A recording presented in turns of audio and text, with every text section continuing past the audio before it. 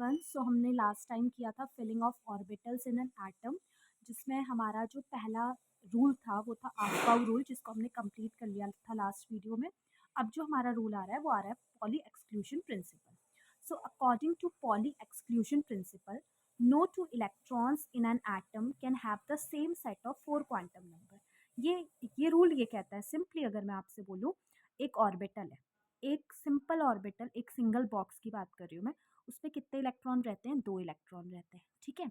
तो कोई अगर हम एक ऑर्बिटल लें, उसमें हम दोनों इलेक्ट्रॉन्स के अगर हम क्वांटम नंबर्स की वैल्यू निकालें, आपको पता है कितने क्वांटम नंबर्स होते हैं? 4। पहला वाला principal, second azimuthal, third magnetic and fourth spin.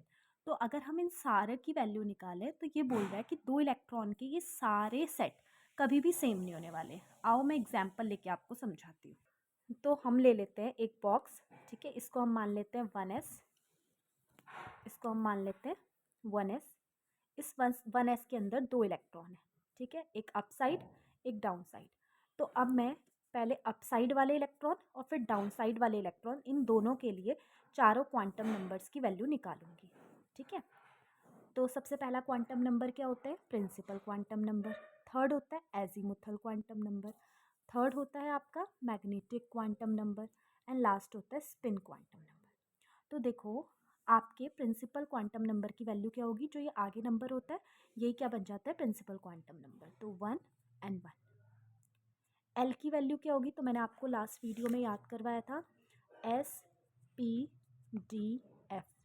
S के लिए 0, पी के लिए 1, डी के लिए 2, एफ के लिए 3। तो हमारा यहाँ पर फिलहाल क्या है? एस है। तो एस के लिए एजीमुथल क्वांटम नंबर की वैल्यू कितनी हो जाएगी? 0। For both the electrons it will be 0। And magnetic quantum number is plus plus plus L से माइनस एल तक। तो फिलहाल यहाँ पर 0 है, तो 0 एंड 0।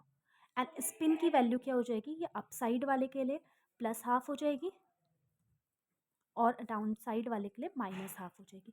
अब आप देखो, इसमें एन की वैल्यू सेम है, ठीक है, एल की वैल्यू दोनों की सेम है, एम की वैल्यू सेम है, लेकिन क्या एस की वैल्यू सेम है? आंसर इज नहीं।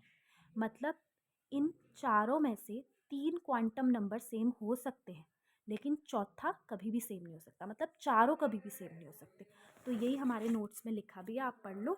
The 2 electrons can have the same values of n l m, but due to their opposite spin they have different values of spin. मैंने आपको बताया, एन यानी कि प्रिंसिपल क्वांटम नंबर, एल यानी कि azimuthal quantum number, M यानी कि magnetic quantum number, इनकी वैल्यू सेम हो सकती है but spin can't be same.